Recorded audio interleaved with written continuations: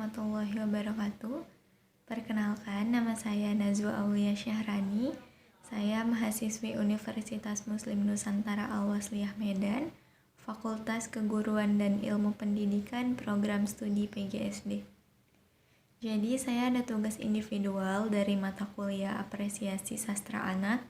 Tugasnya itu tentang pengertian sastra anak, karakteristik, serta macam-macam atau jenis-jenis sastra anak. Nah, jadi materi yang pertama itu adalah pengertian daripada sastra anak, yang dimana sastra anak adalah karya sastra atau metafora kehidupan yang disampaikan kepada anak yang melibatkan aspek emosi, perasaan, pikiran, saraf sensorik, serta pengalaman moral yang diapresiasikan dalam bentuk-bentuk kebahasaan yang sederhana dan dapat dijangkau oleh anak-anak dan mampu dipahami oleh pembacanya, yaitu anak-anak. Kemudian ada hakikat sastra anak. Nah, hakikat sastra anak yang pertama itu adalah sastra anak merupakan sastra yang ditujukan kepada anak-anak, misalnya seperti majalah Bubu. Yang kedua, sastra anak menceritakan pengalaman, pemahaman, dan perasaan anak-anak.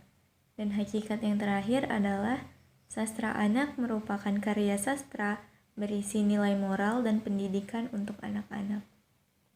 Selanjutnya ada materi tentang karakteristik sastra anak. Nah, karakteristik sastra anak yang pertama itu ada dari segi kebahasaan, yang dimana menggunakan struktur bahasa atau kalimat yang sederhana, kalimat perintah yang sederhana, menggunakan kata-kata yang sudah dikenali oleh anak, dan menggunakan kata-kata konkret daripada gaya bahasa yang sulit dipahami. Nah, karakteristik yang kedua itu ada dari segi kesastraan. Menggunakan alur yang disusun secara kronologis dengan hubungan sebab akibat. Tokoh ceritanya bisa dari manusia, hewan, ataupun tumbuhan. Hanya ada dua watak di dalamnya, yaitu antagonis dan protagonis. Kemudian, hanya memiliki tema tunggal yang menarik perhatian si anak. Lalu, latar tempat dari suatu kejadian itu yang dikenali oleh anak-anak. Nah, karakteristik yang selanjutnya itu dari segi jalan cerita. Yang pertama, dia harus sesuai dengan perkembangan psikologi si anak, membangkitkan daya fantasi anak, dan yang terakhir ada informasi visual sebagai jalan komunikasi dalam cerita tersebut. Materi selanjutnya adalah macam-macam dari sastra anak. Nah, yang pertama itu ada dongeng, kedua fabel, ketiga legenda, keempat puisi, kelima drama, dan yang keenam ada novel. Nah, jenis sastra anak yang pertama itu ada dongeng, yang dimana dongeng merupakan suatu cerita yang hidup di kalangan masyarakat yang disajikan dengan cara bertutur lisan. Pada mulanya, dongeng berkaitan dengan kepercayaan masyarakat yang berkebudayaan primitif yang dianggap tidak benar-benar terjadi atau fiktif. Contohnya seperti dongeng Malin Kundang, juga dongeng Bawang Putih Bawang Merah. Jenis karya sastra yang kedua ada fabel. Fabel adalah dongeng yang tokohnya diperankan oleh binatang yang berperilaku layaknya manusia. Dalam fabel biasanya cerita perbuatan baik dan buruk yang menggambarkan watak dan budi pekerti manusia. Contohnya seperti fabel si kancil dan buaya yang serakah. Jenis karya sastra yang ketiga ada legenda, yang dimana legenda adalah cerita rakyat yang ada di kehidupan masyarakat dan umumnya dikaitkan dengan suatu peristiwa atau kejadian yang tertentu. Peristiwa dalam cerita rakyat tersebut bisa melahirkan asal-usul suatu tempat, nama daerah, atau hal-hal yang berkaitan dengan alam sekitar. Misalnya seperti legenda Danau Toba.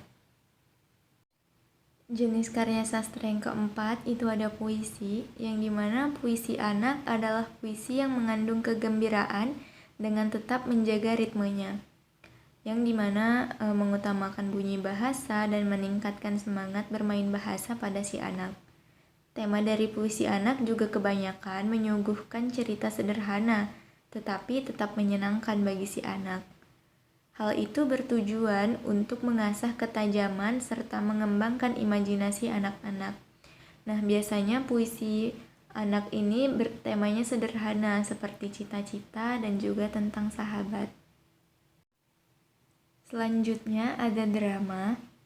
Drama adalah salah satu karya sastra yang bercerita dan menuangkan tentang ekspresi melalui dialog yang dirancang sedemikian rupa dalam suatu pementasan. Nah, drama sendiri mengandung percakapan berbentuk monolog dan juga dialog. Yang di dalam drama itu ada penokohan yang biasa diperankan oleh manusia, wayang, boneka, atau alat peraga lainnya. Dan dalam drama, terdapat konflik yang menjadi unsur penting dalam sebuah cerita tersebut. Dan jenis karya sastra anak yang terakhir itu ada novel, yang dimana novel adalah karangan prosa yang panjang, mengandung rangkaian cerita kehidupan seseorang dengan orang sekelilingnya, yang dimana menonjolkan watak dan sifat dari setiap pelaku atau setiap tokohnya.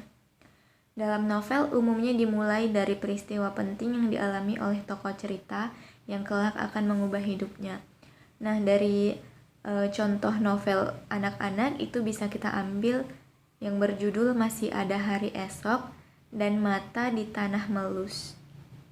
Terima kasih.